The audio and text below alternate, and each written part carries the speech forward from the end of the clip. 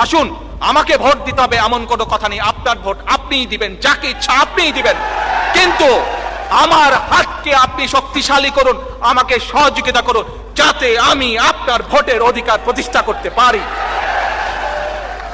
আসুন, আজকে আমাদের স্লোগান ভোটের অধিকার প্রতিষ্ঠা করা, টেক ব্যাক বাংলাদেশ।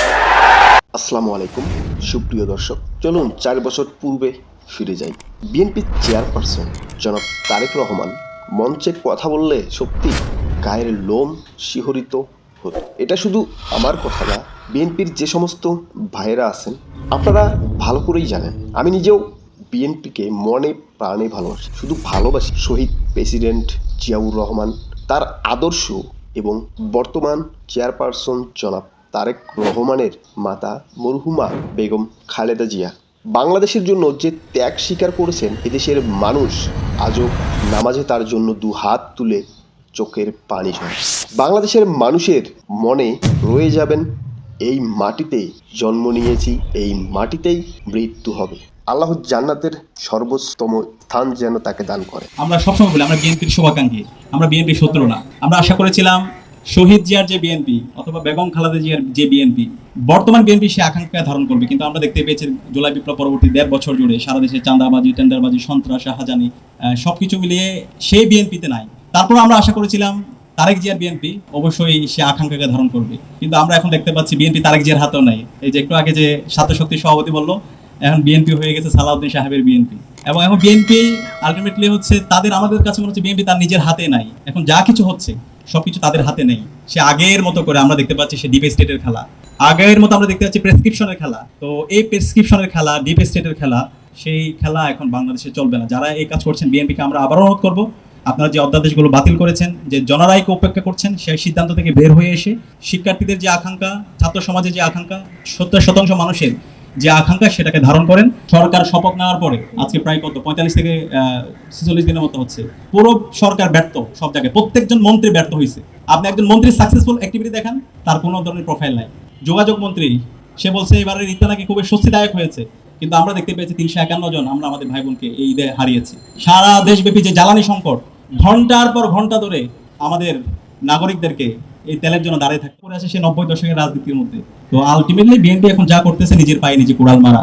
তাদের দুটো সুযোগ ছিল, এই জুলাইয়ের আকাঙ্ক্ষাকে ধারণ করে সংস্কারের পক্ষে অবস্থান নেওয়া, অথবা এই জুলাইয়ের শহীদদের সাথে গাদ্দারি করে, জাতির সাথে প্রতারণা করে, জনরায়কে উপেক্ষা করে নিজেদেরকে পতনের দিকে নিয়ে যাওয়া। এখন ওনারা যদি নিজেদেরকে পতনের দিকে নিয়ে যেতে চায়, তাহলে তো আমাদের আর কিছু করার নাই।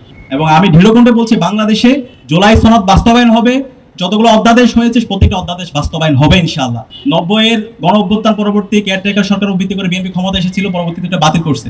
এরপরে গণ আন্দোলন হয়েছে, পরবর্তীতে কেয়ারটেকার দিতে বাধ্য হয়েছে। এই কেয়ারটেকার সরকারের আন্দোলনের চেয়ে হাজার গুণ শক্তিশালী আন্দোলন হবে জুলাই সনদ বাস্তবায়নের আন্দোলন। বিএনপিকে লাখো মানুষ ভালোবাসে থেকে, কিন্তু বর্তমান বিএনপিকে লক্ষ্য করলে দেখা যায় যেন বিএনপি উদ্বিগ্ন। কথা বলার মতো কোনো ভাষা তাদের মুখে নেই। দলমত নির্বিশেষে দেখুন, বিএনপির খারাপ কিন্তু কেউ চায় না। তার প্রমাণস্বরূপ নিজেরাই দেখুন। শহীদ প্রেসিডেন্ট জিয়াউর রহমান খাল কেটেছিলেন পানি নিয়ে আসার জন্য, আর বর্তমান বিএনপি খাল কাটতেছে পাশের কোন একটা রাষ্ট্র থেকে কুমির ডেকে নিয়ে আসার জন্য। এই কুমির আপনাকে শুধু শেষ করবে না, এই কুমির এই বাংলাদেশের মানুষকে যদি আঘাত করার চেষ্টা করে, তাহলে 2024-এর 5ই আগস্ট, জুলাই আগস্টের গণ অভ্যুত্থানে যেভাবে গর্জে উঠেছিল, তার চেয়ে কয়েক গুণ শক্তি নিয়ে আবার গর্জে ওঠা হবে। আমরাও নাই, জুলাই আছে, আমরা আছি, জুলাই আছে, সরকার আছে, জুলাই আছে, বিরোধী দল আছে, জুলাই নাই, কিছুই নাই। গণভোটের গণরায়ের মাধ্যমে এই জুলাইয়ের আকাঙ্ক্ষা ইনশাআল্লাহ বাস্তবায়ন হবে। প্রশ্ন আসে, কে দড়ি টানে? সেই দড়িটা কোথার থেকে টান দেওয়া হয়? জাতি বুঝে। আপনারা বুঝেন না? আজকে আলোচনায় এখানে এসেছে যে ওই ঘুড়ির নাটাইটা কোথায়, ওখান থেকেই এটা নাড়াচাড়া করা হচ্ছে। ভাই বলেন তো, বিএনপির খারাপ চায় এমন মানুষ কিন্তু খুঁজলে আমার মনে হয় খুব বেশি পাবেন। বিএনপি সরকার গঠন করেছে, বাংলাদেশের মানুষ কিন্তু খুবই হ্যাপিভাবে মেনে নিয়েছিল। সবাই কিন্তু বিএনপিকে শহীদ প্রেসিডেন্ট জিয়াউর রহমানের বিএনপি ভেবেছিলেন, কিন্তু কথাটা শুনতে খারাপ লাগলেও বাস্তব। বাংলাদেশ শাসন করার জন্য বিএনপি যোগ্য না, এটা তারা প্রমাণ করেছে। দিবেন 12 তারিখে, একই সাথে আপনাকে যে দ্বিতীয় ব্যালট পেপারটি দিবে হ্যাঁ এবং না, সেখানে হায়ের পক্ষে দয়া করে আপনারা রায় দিবেন। আপনি বলেছেন খারাপ মানুষ সকালে বলে এক কথা, বিকেলে বলে আরেক কথা। একই সাথে যারা দেশের মানুষের সামনে মিথ্যে কথা বলে, সকালে একটা বলে বিকালে আরেকটা বলে, এইভাবে মিথ্যে কথা বলে, যারা দেশের অর্ধেক মানুষকে অপমানিত করে, তাদের বিরুদ্ধে আপনাদেরকে সজাগ থাকতে হবে। তবে কি প্রমাণ করলেন আপনারাও খারাপ? তবে হ্যাঁ, আমরা কিন্তু সেটার জন্য মোটেও প্রস্তুত ছিলাম না। আমাদের হৃদয়ক্ষরণের ঘা জানি না কবে শুকাবে। হ্যাঁ এবং না, সেখানে হায়ের পক্ষে দয়া করে আপনারা রায় দিবেন। যেই জুলাইয়ের রক্তের উপর বিএনপি ক্ষমতায় বসেছে, বাংলাদেশের মানুষের অজানা নয়। গণভোটের হ্যাঁ জয়যুক্ত করার সময় মাথায় রাখা উচিত ছিল।